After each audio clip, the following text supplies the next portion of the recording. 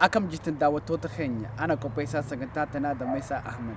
Qophiin tun qophii sagantaa barcumaati. Ara keessumaa kabajamtuu qabaannee isinii dhiyaannee jirra. Nu waliin tura isiniin jenna galatooma. Soreti, I'd like to welcome you to Barcuma. Thank you for being our first guest. We appreciate it. Oh, thank you for having me, Vanessa. It's a real honor, really, being out here with you guys. A really amazing vibe. I haven't, I guess, spoken on an interview for a while, and this being the first time in a minute is really exciting. Cool, awesome. So, where were you born? I was born in Adama, actually. Yeah, Adama, Nazareth. And I came to Australia when I was about 2 years old. So I've lived here for 19 years or so in Melbourne. Oh, wow. Yeah. So how was it like growing up in a Western society? Oh, big question, yeah? Yeah, it's very heavy.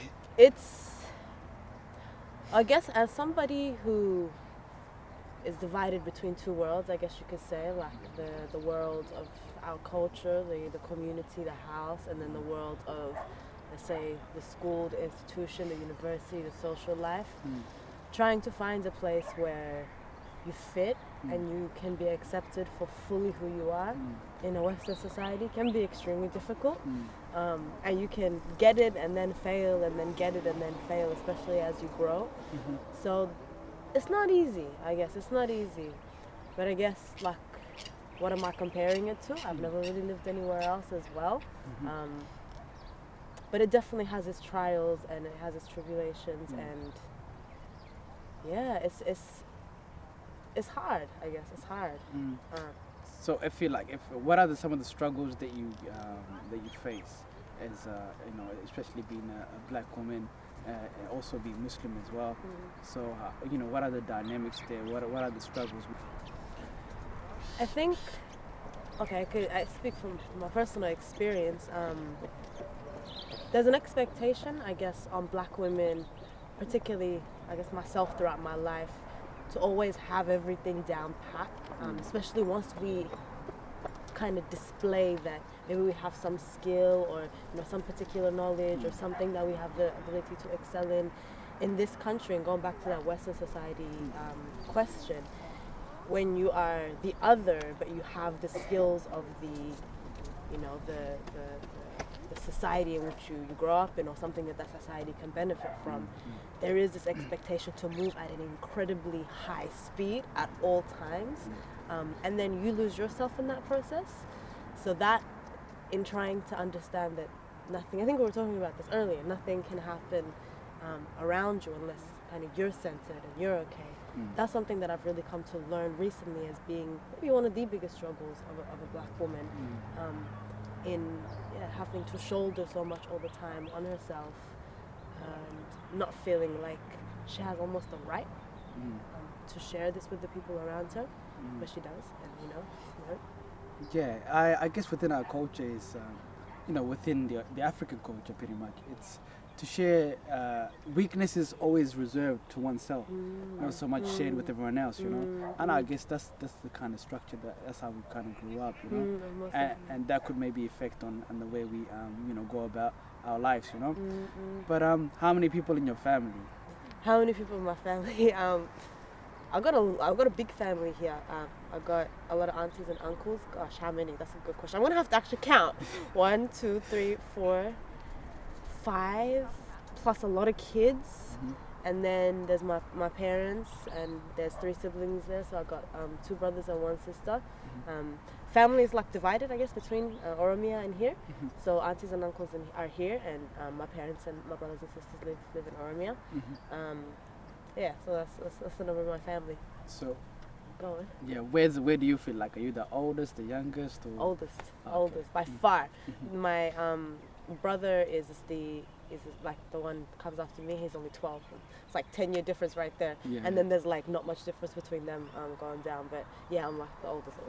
Yeah, being the oldest, obviously there's a lot of responsibility. Ooh, yeah, there is. You're like the Jesus of the family, you know? Like just a metaphor, but it's kind of, I guess because like, especially here, I was thinking about this the other day. I was saying to my auntie, I'm the first child in the family that you guys raised in this country, like, and you had just gotten here, And so failures and successes, you do end up being an example as to what this world almost has in store for you, for those that are younger. And seeing it like that all the time can be hard, you know.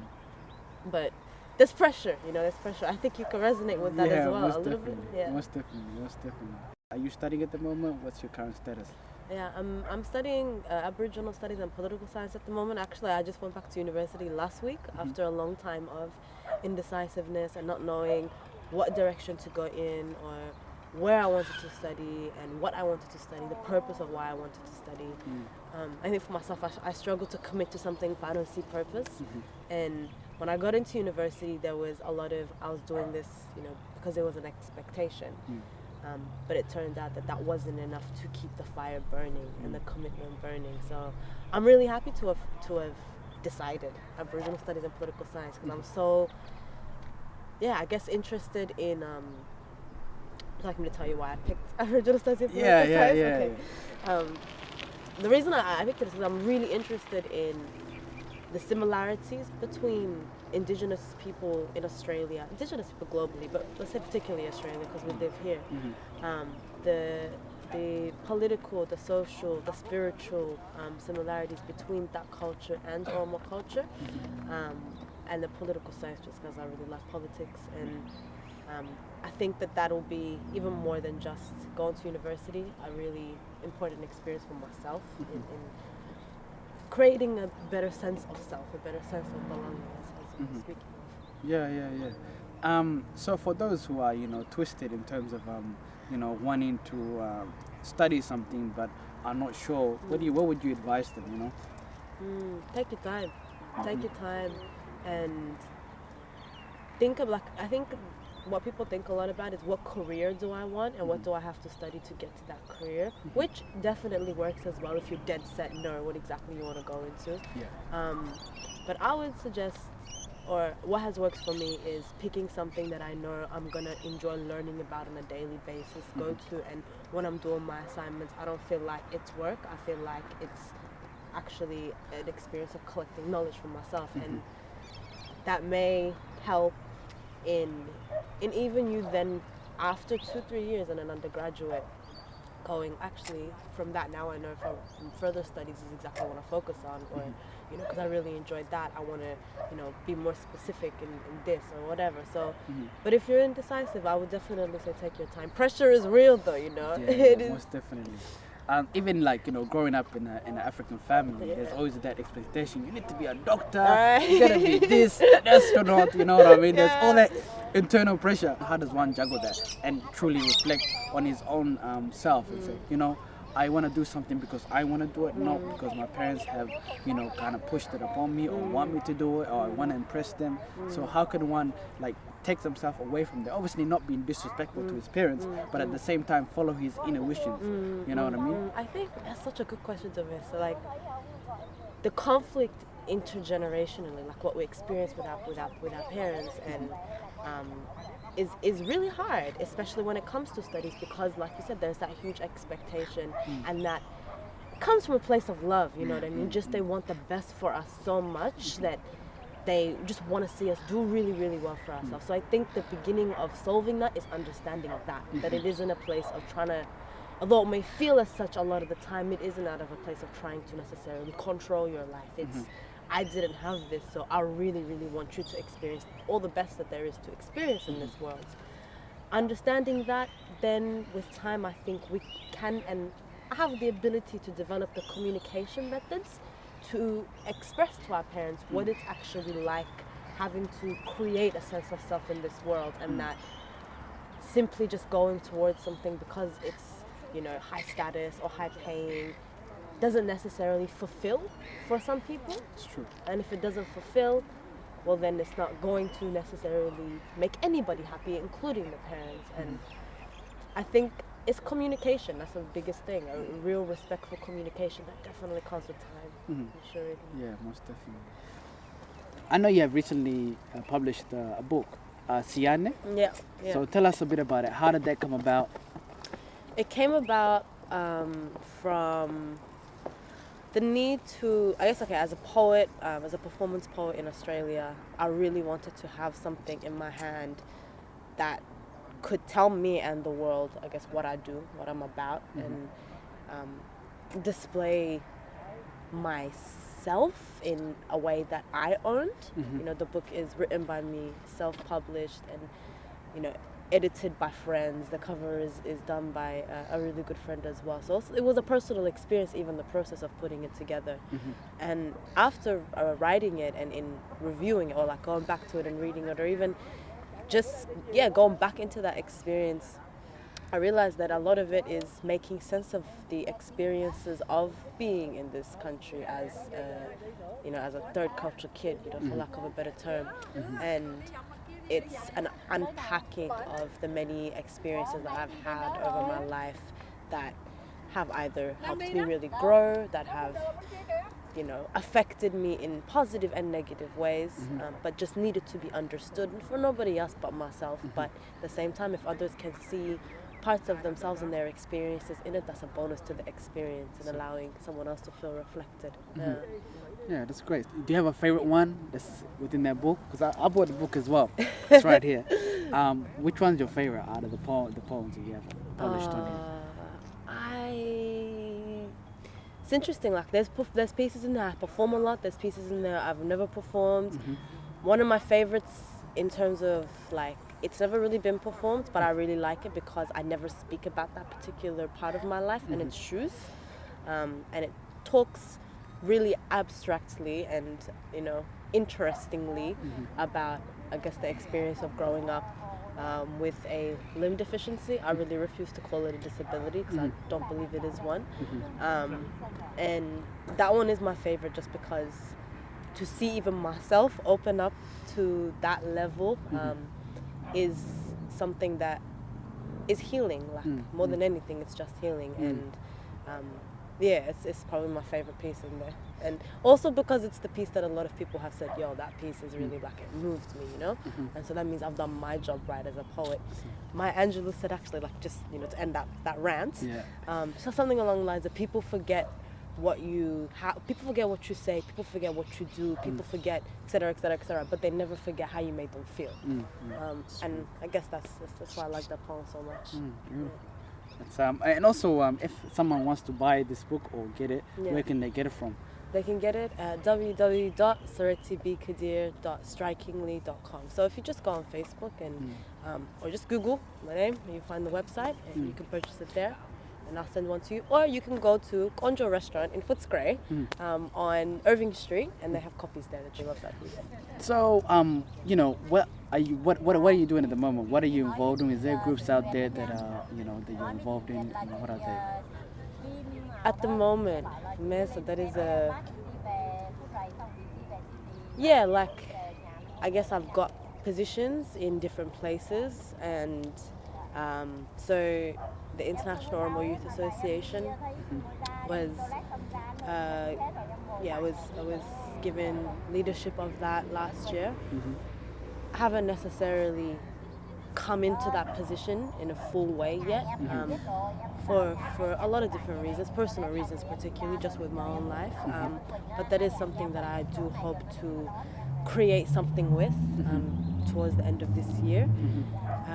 The other thing that's been a part of my life for a long time is In Our Own Words, and it's powerful. That experience, 1 year of that, we haven't done anything in about 6 months since we had an event last year, but that experience taught me so much about power, about space, about leadership, for lack of a better term. Again, you know, I shy away from this term leader just because I feel like it moves you away from those that you're supposed to be necessarily leading, and that and many things related to that, I guess, is what I learned through that process and this year. So you asked, what am I involved in? I'm involved in myself right now, you know. I try and get shit straight for myself, and but I am also like very, very, very excited for the future, because I never expected to experience these learnings in such a intense way, you know, and so I can only imagine that what comes out of them is going to be just as intense, I hope. And I'm an intense person, full stop, so intensity is my thing, so yeah. Yeah, no, that's amazing. Just a little bit about In Our Own Words. How did that come about, and what is In Our Own Words? In Our Own Words is a community development organization, I guess, and it came about from the really simple need to understand who Africans are in this country and where we are placed in the society and where we can move to, where we have been, how we got here, just to understand this narrative. So that was the reason it came about, and to give other people a platform to see their experience reflected in our own words. And that saying, or that title, In Our Own Words, actually came from one of the guys that was part of starting the organization with myself and Aisha. And it is really about reclaiming our story. It's really interesting in Australia. The biggest things put on, I think you would know this too from your many experiences in the arts. The biggest thing put on us is tell us your story, tell us your story, display yourself. And when you're being almost demanded and begged for that, it's hard to do it in a way that's genuine and real, rather in a way that the audience needs to understand, So In Our Own Words is simply about creating spaces and platforms where Africans in this country can truly be themselves and can be any type of themselves at wherever point that they are, and we as a resource can give things to enhance that experience. So the pillars, I guess, that we base ourselves around, and I also do say that it is in a stage of recreation, 6 months, 8 months, 7 months of not doing anything and wanting to redirect the energy that was there last year. And I think it's going to be a cool process. Awesome. I've heard about it, and that's an amazing initiative for the Africans in the community to tell their initiative, to tell their narrative, and that's one thing that's missing within the Australian community, because there's always someone telling your story for you know what I mean, or doing something for you on behalf of you instead of you doing it yourself. So that's an amazing initiative, and I take my hat off to you guys for that. Thank you, I appreciate it. And it would be nothing without the support of folk like you and everybody else who comes to events, who see value in that. And because I don't think it's easy also to move away from what you're saying, that someone else telling your own story and going, actually, I want to take ownership over this. Exactly. For everyone who participates in that dialogue, that is that, you know what I mean? Like we ain't nothing without that participation. Exactly. Yeah. Most definitely. So what does the future like for Soreti? What's in the horizon?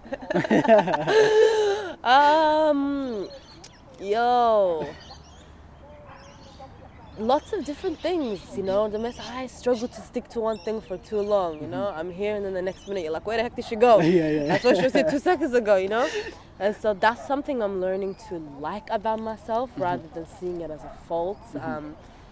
And so definitely now that I've gone back to studying, I've always wanted to pursue further studies. I always want to keep writing. Keep doing poetry, maybe different kinds of art as well. Don't really know yet what's gonna work, but it's exciting even thinking about going to maybe even singing, even Oromo music. Why not, right? And maybe drama. Who knows? There's so much. And with the study side of things, I've always wanted to go into politics. But I feel like I just shouldn't be thinking about that right now at this age. And so, but the future is going to be very unpredictable and very exciting, even for myself, unpredictable, And I like that. I like kind of not knowing, because it allows you to focus on right now. It allows me to have this conversation with you in a present way, But it's a lot of excitement there. And one thing though, that it's not necessarily I want to do, but I'm seeing, and you've also seen as a need, even in creating this platform right here, is giving a place for Oromo youth here to connect. And I'm going to go even further to say that I wonder what the potential would be to create dialogue between Oromo and non-Oromo Ethiopians in the diaspora. Post the protest that happened in, I can't remember where it was, but a while ago, and it was in the media, etc. I literally felt physically, around me, the tensions building between two communities. And so in the horizons, I do see, just vaguely, have no idea what it's going to look like, have no idea how it's going to come about. But I feel like that conversation, it's coming to a point where it's needed to understand each other, to understand why we stand where we stand. Exactly. So in terms of there's a lot of things that are going on around the world, and what is your message for the youth in finding themselves? Because the struggle here is being for those who have come over from overseas and in a Western society, they are, for me, what I see is that they're struggling with identity crisis, where they slot, where they belong. You know what I mean? And if that's not nurtured properly, it could lead them in a direction which is not favorable for anybody, or even for the community or even society that they live in. Yeah. Well, it's like you summed it up in so many ways. There's so many parts to it. What could happen? What the issue is in the middle? Like, what is the biggest thing? Identity. Who are you? In this country. I will speak particularly to Australia, the landscape that we're in here. We come here as Oromos, we come here as refugees, and one thing that I think a lot of young people own here, and are beginning to experience is this experience of blackness, and what does it mean to live experiencing Oromoness, as a culture, as a way of where you're brought up, as your history, as a lot of things, then also experiencing that second identity with its own history, with its own culture, with its own experience, blackness. And in Australia, particularly for youth here, it is most difficult to find where it is you can see yourself reflected and where you can see that if you've never seen anybody, or if you've never known anybody that has gone through what you've gone through, how do you have any clue that what you're going through is even normal? It can make you feel crazy. I mean, I know, experience that feeling of this can't be real. You know what I mean? And if I speak about it from a social, political perspective. I see us Oromos as indigenous people, as really part of our identity. We are indigenous. We have a relationship to land, spiritually. We have a relationship to land culturally. And in this country, there is an indigenous culture, a revival effort that is being forwarded by a generation, similar age to us, and to see our struggle, to see that what we are going through is not necessarily unique, and then to give our effort in some way to that. The reason I think it means something is, if I go back to land and spirituality, the land that we're on, the reason I feel like in Australia it is so hard to find some kind of ground to hold yourself is this land is stolen. This land is still under occupation, and it's going to be very hard for any person whose DNA is connected to that experience, So in us seeing ourselves in that struggle, giving our time, our effort to that struggle for self-determination will allow us to better understand ourselves, our struggle, what it is like to be, let's say, on the front line. And then we come here as Oromos, we're black, or then we're also given the label of refugees. You come to this country as a refugee, as a migrant.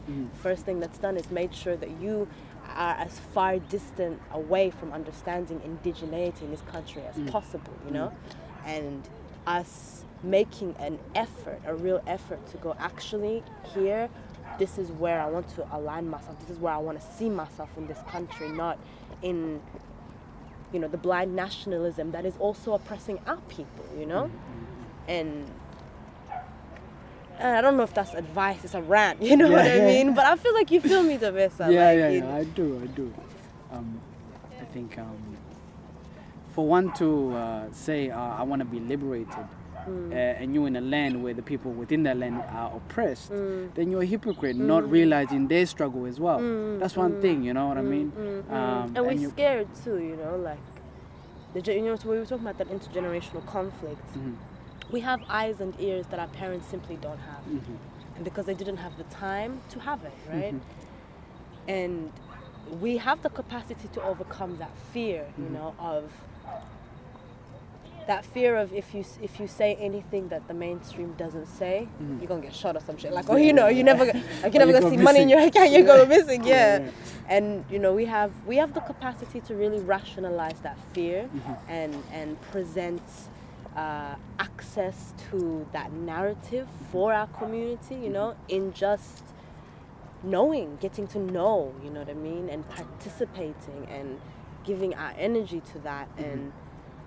You know, and I don't know if you've experienced this, but I feel like from what I've seen and I've heard, a lot of young Oromos have, especially in the time of the Oromo protests, a deep frustration, you know, as we act, we see small result, and then we just see the killing continue, see the oppression continue. I'm not saying take that out into this struggle, you know, but what I guess I am saying is, what you said, end the hypocrisy, you know what I mean, end it. Like, you can't go there, you can't pick up a gun, you can't fight. There's a fight right here that's very similar to what your people are facing back home. Exactly, you know? Yeah. So that's it's real, you know. And I hope for the day where, you know, we can have an event, or we can have events and, you know, there's a knowingness between us and not just even indigenous people, but other black people. People struggle. People are struggle, you know what I mean? People who, exactly, we see the struggle, exactly, you know? Man. Each other. That's amazing, man. And, you know, and it's so complex, you know, because you're in a society where they teach individuality, not unity. You know what I mean? Back in our culture, you know, in African culture, everyone eats in one big plate. In Western society, you got your own plate, and you know, there's you know, you're in a school, you come first, there's second, there's third. So it's all about that individuality, you know. I really feel you. Yeah. And even like that individuality, even when we come together, like even when people in this country come together, you can't even tell like. That they want to be together almost, you know. I'll give you the most random example of my life, but I was watching a show. Mulato Footscray was here, if you're jazz, and he had this incredible show. The music was so lively, like, you know when you hear a saxophone? The man said, "Can you sit still?" No, I can't. Like, just see the move, you know. Exactly. But it's like in that room. I swear to you, this is the kind of music where if you can sit still to it. I don't know what's going on, you know what I mean? And this entire room is completely disengaged from what is going on, you know? And what is going on, even not being able to feel anything in that room, you know? And this is what we have a threat of becoming if we adopt, like you said, that become culture numb. of it. Become numb, you know? And withdraw into ourselves, you know? And it's tempting sometimes. All the foundation already laid out for you. You just gotta follow down that track, you know. Exactly. And it's self-destructive to be like that, you know. And I think that's what we need. We need to have a dialogue. We need to have this platform where we can check in with one another, as I said before. But now let's have a bit of fun. You know what I mean? We can talk about the world issues over and over. You know, it can never finish. You know. But anyway, so what is your most all-time favorite Oromo song? Yo, okay. And why? Okay. I got two. Okay. And I swear this sounds so new school and like, new age, like you just heard those songs, but it is true. I am in love with, you know, Hajalo's Malanjera. Okay. Really, really. Why? Because it's just so catchy, you know? It's like got this beat, it's got this spirit in it of resistance, but also like just love, you know what I mean? What is it? It is about love, but I feel the resistance spirit in that, you know, really, really heavily. Another one, actually I'll give you three. Another one is also really new school, and it's Hawi Tazera's Kaik Ero. Does that not speak to your heart or what? Most definitely. Like that just, I don't have words, but you know, I really love that song. If I go, you know, old school, I really like Yadini, yadini, yadini, yadini, yadina mambada, malakana. I don't know the artist's name because I forget names very, very easily. I think it's, do you know? Nah, I'm not that, We'll have to check that up and put it at the yeah. Those of you who know, put it in the description down below. Yeah, but that's one I really love too. Also, Amar's what's the name? Jechi sawa sawa ya beredu I love that song. I love that song a lot. Yeah. Man, Ormo music is so full of emotion, yo. You know, maybe it's because of what you were saying earlier, like we keep our weaknesses to ourselves, and we can see it maybe in the art. Yeah, most definitely. Yeah, most definitely. What's your name three colors in Oromo? Yeah, okay. No pressure. No okay. pressure. Bora. What's Bora? So translated in English as well. Yellow. No. Okay. Is it? I don't know. Okay. Bora, Dima, red. Dima's red, yeah. Guracha, black. Yeah. Oh man. That's dope. Okay, your all-time celebrity, Oromo celebrity crush, apart from myself. Nashada Vesa, I like it a lot. Okay, all-time celebrity crush. Oh snap. Okay. I have to say Abdi Nuresa. Really, like, okay, his music, but also like his spirit, I guess, like really about the music, and he's just a really nice person, you know what I mean? He's the kind of person you just look at and you're just like, you're just so great, you know? I'd love to, Abdi. I really, I have a lot of respect for him and his art. I can't believe you asked me that though. I understand. I'm liking these questions. You're about what's inside, not so much. I thought you were gonna say the bone structure, Oh. It's a nice throw, No, he's cute too. No, don't get me wrong. That's cool. Three influential people within the Oromo community. It could be past or present that you resonate with. That do you think you can relate to them and feel you can take a lot from them. Okay. Or help shape you as a person. Yeah. Three people. So Tolto Tufa, most definitely. When we were younger, I think back in the Moya days, it's not even necessarily about what she did for me or what she did for young people, but just seeing somebody take out the confidence to pursue positions of power, relentlessly, and know that she had the capacity and the right to do so, That's definitely something that has, given us the capacity to go forward. Another person,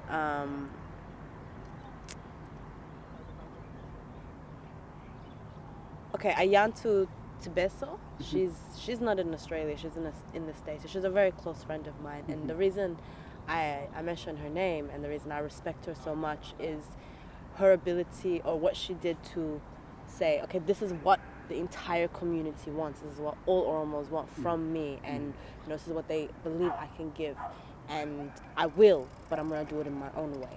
I'm gonna take the time I need to figure out how best I can give to this movement, And I think it takes a lot of courage to do that, especially when the other way presents you with power, and you say, actually no, I'm gonna go in this way, take the long road. Maybe I won't get the same power that I would get if I continued here, but here's where it's gonna have the most effect, and I really, really respect that.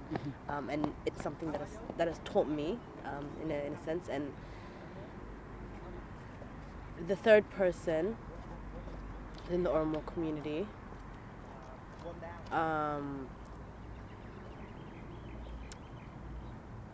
I'm gonna pick a young person that I'm really inspired by, and I know he's going to inspire many other young people to keep going, and to mix their passion with their passion for the community, and it's Milky, and what he's doing with soccer, and what he's doing with trying to get young boys involved in sport. I think that's really important. It's really healthy, you know, for young boys to have a place to release energy in a safe way. And he is doing a lot to provide that. And I think it's really, really, really important. I have a lot of respect for that too. Yeah, they're in America at the moment, yeah? Yeah. They better bring back that cup, man. Yeah, you guys gotta bring that back. Yo took 2 teams this time, you know? It's not even one anymore. It's Most exciting. Definitely. Yeah. Most definitely. Well, Soreti, thank you for coming, and we really appreciate this thorough conversation. Even though I could sit here and talk to you all day. We could talk all day for sure. Yeah. You know, we'll have to wrap it up here. Is there any last messages that you wanna convey to our viewers, or I'll give you the platform to do so, you know? Find you, as dumb as that may sound, or as cliche as that may sound. People will want things from you forever until you really die, and especially if you're looking to do something with community, there's hype every single day, and there's opportunities presented every single day, and just don't lose yourself, I guess, in the hype and the opportunities and the speed, because once you do find you, what you give to the hype and to the opportunities will just be so much more meaningful for the community and for yourself. Abstract and sort of a personal sort of reflection, but I do think that it is something really important to consider. Thank you once again. Thanks, Vanessa. High five it. Yeah. Hello. Yeah. Galatooma daawwattoota keenya nu hordofuu keessanii fi akkasumaan Soretiin hedduu galatooma jennaani. Kitaaba isii yoo bitachuu feetan description jalatti isin katabna bakka irraa bitattanii. Seensota kaan isinii qaba. Hogguu yeroo sagantaa teenya fidnu seensaan finna. Seensa kana keessatti maal nu qaba jettanii gurra keessan gara kiyyanaa liqeessaa isiniin ja'a. Seensi kun Oromoon akka jettu jaldeessatti kaatu waa arkaa. Mee seensi kun maal isin fakkaata? Akkamitti hiikkattan? Akkamitti fassartan? Tanaafuu commenti jalatti nu ibsa isiniin jecha galatooma. Hanga guyyaa biraa walitti deebinu turtii gaarii isiniif hawwaa nageetti.